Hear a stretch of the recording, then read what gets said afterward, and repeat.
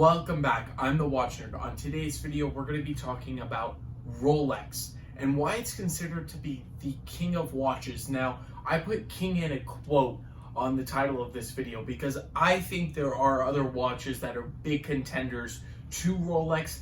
If you ask the public, if you go out, even Switzerland too, but mostly America, across the world, if you ask somebody what is the best watch in the world, I'm going to say 99% will say Rolex. There's 1% out there will say maybe AP or Patek or a Lange & Söhne. Very few will say that. 99% will say Rolex is the best watch in the world. And we're going to talk about why that's the case. We're going to go on a little bit about the journey and what Rolex has become. I do want to keep telling you about the Chanel chain giveaway over here. This is in a Chanel enamel sterling silver chain. I'm going to be giving it out once we hit 1,000 subscribers. We just passed 100, which I'm really proud of my whole channel with, and I think we can get it there. We're at 10%. 4 steps in the description will for you to get the Chanel chain. Turning ourselves around, I could not get every watch from the Rolex collection. I have 2 GMT Masters, and then I have a Day Date. But I'm going to take us back all the way to early 1900s in London.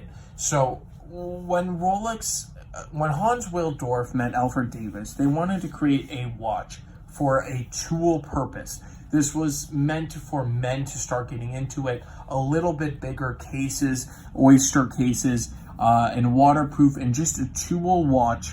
They didn't really care about the movement. They bought from a company in Switzerland, and they supplied their movements till now, but Rolex did finally buy them. It took them a long time to buy them, but they did buy. They had an exclusive deal, and Rolex just they outsourced their movements, and they cased oyster cases in England. And they were doing this because back then it was a quote-unquote women's wristlet. That's what they used to name the watches, and the real men would wear the pocket watches. But Rolex was a big game changer I don't know if they changed everybody's mind into wrist watches, but when Omega is 50 years older, and now Rolex is considered the best brand, Rolex must have done a few things right. Omega's 50 years older, but then if we look at Patek Philippe, AP, these are hundreds years older. This is a baby brand compared to the big guys out there, and this brand is probably one of the most talked about in the watch world. So we'll get to why that is the case, why my opinion that is the case, why they are the kings of the watch world. So from an early age, they were making these quote-unquote, we'll call them innovations, because the oyster case was pretty amazing. It hasn't changed since the 20s, 30s. Going into, let's say, English Channel, they had an oyster case strapped to this lady, and she swam through the English Channel. That was great marketing from an early age. Rolex had great marketing.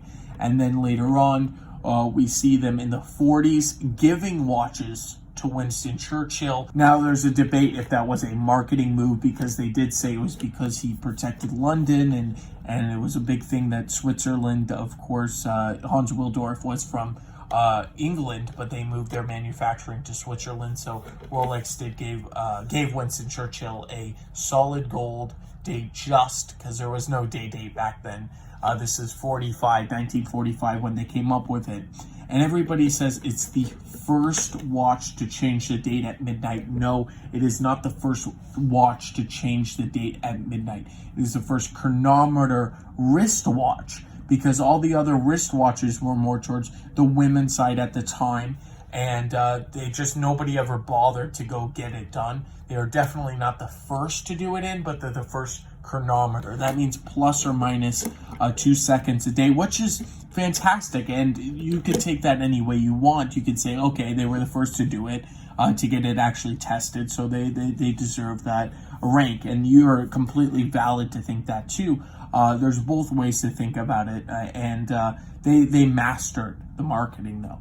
So then later on, after Churchill, we got Sir Edmund Hillary, and they climbed the Mount Everest wearing a Rolex Explorer with a white dial. and that's unbelievable too.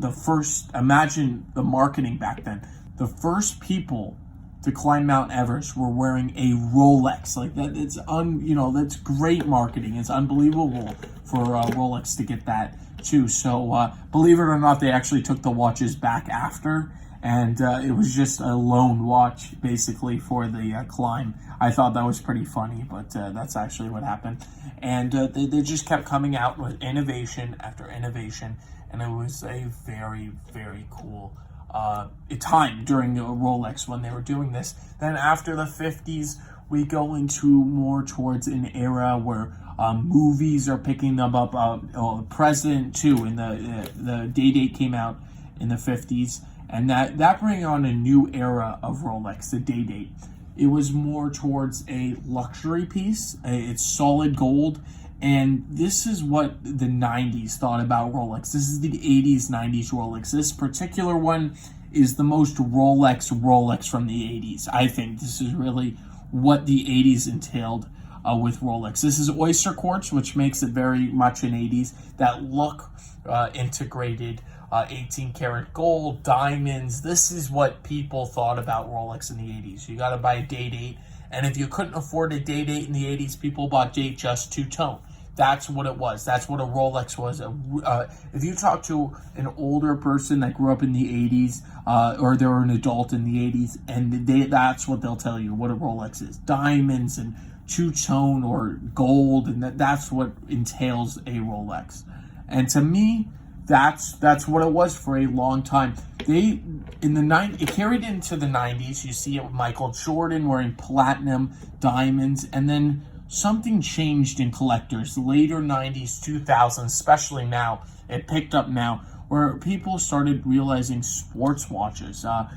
Those were really cool because they were meant for a purpose, and people found out, it's a little more low-key, and they started picking up the new ones at the time. They picked up the new GMT Masters, Submariners, the 90s, and then it gained steam, and then it goes 2000s, gains a lot of steam where pilots no longer, this was made for Pan Am originally, actually that one was, but both of them are from that, and it was meant for Pan Am pilots. Now pilots there was a public buying it like crazy too.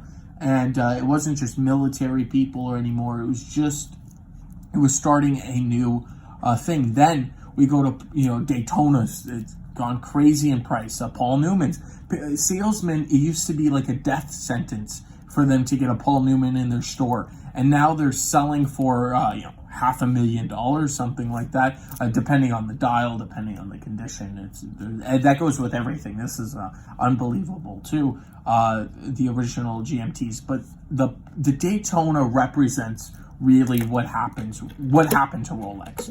If we go back in time, the Daytona was never a big one. It came out in '63. It was a complete disaster. They wanted it to go to the moon. NASA, looking at basically both of their histories, they said, well, Omega's did great in testing. They loved it, and it's also 50 years older. It beat out Rolex with, now we know, the Speedmaster, very famous watch too, great value, but it beat the Daytona. So the Daytona, it was not called Daytona, it was called a Cosmograph, and it just sat there, and they said they want to capture the American market, so they named it after the Daytona race, the 24-hour Daytona race in Florida, and it still didn't gain steam. It was like collectors were wondering, why would I have a chronograph with no date? That was the big thing. Well, I just wanted to buy a Rolex with a date. And these sold better, and Submariners sold better. They did sell, but these didn't sell like they are now. Before you can go into a Rolex store and you can see Submariner. Now there's a waiting list forever, and it's really, really cool to see these watches in the flesh and actually have them on the channel. But it's very hard for people to get their hands on these pieces now. It's a complete 180 from what it was before. I don't think it will go a full 360. I don't think the Day Date line will go in popularity like it once was in the 50s, because I think they were ahead of their time a little bit in these watches. They were meant, actually, they didn't know they were ahead of time, but they were with the public. They made sports watches for the professionals. They made it for the workers. Then they made the Day Date line for, the general public, the wealthy.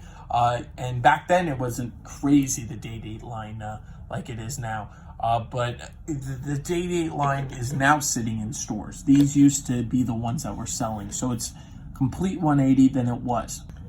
It's for every industry. It's for every professional. And I think that's the appeal. For lawyers can wear this now.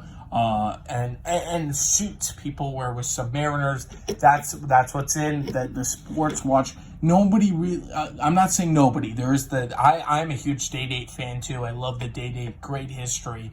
But people now are liking the line that is low-key. They don't want to be flashy. Flashy is not in. The gold is not in. It's more of an older gentleman piece now. And that's really what the story with all watches are, though. If we look at AP, before the Royal Oak, it's all dress, it's all gold, a precious metal. Now it's all steel, and I think it's here to stay for a long time. I think that's the trend. People don't want to be as flashy, and they want history, they want substance.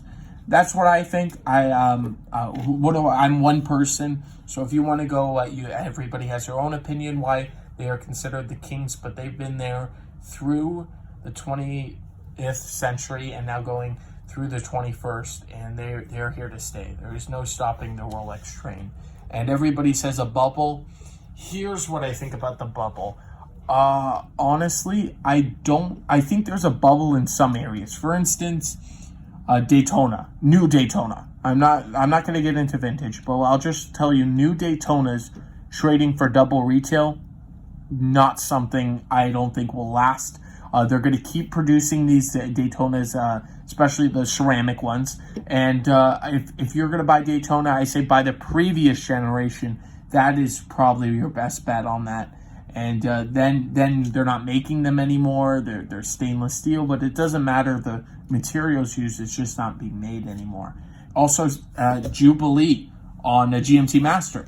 To me, it's absolutely ridiculous why somebody would pay double retail, $10,000 more for a Jubilee bracelet. That is completely ridiculous, and I think those will, honestly, go down. I don't think it's going to be a crash. There's no crash going to happen, but it might be a slight gentle down until, I'm not going to say hit retail, but maybe 13, 14 area, and I think that's where I could see it going soon. Who knows? I could go up more, but I'm saying these people that buy it and they don't want to wait. That's why they're so high. That's the real reason they're at double retail, which is to me ridiculous. But to each their own. People spend the money. You could spend your own money how you like. So that's my opinion on that. I do want to thank you all for watching. If you agree with me, I would love you to comment. I know I didn't talk straight about really what it is, what makes Rolex, but I think these reasons I said are contributing to why Rolex is a king. They made sports watches, they made professional watches, and that's what they really do. So I want to thank you all for watching. If you enjoyed this video, I would love a comment telling me what you liked, maybe what you want in the future, and if you want the Chanel chain giveaway, there's the 4 steps in the description down below. Thank you, and I'll catch you in the next one.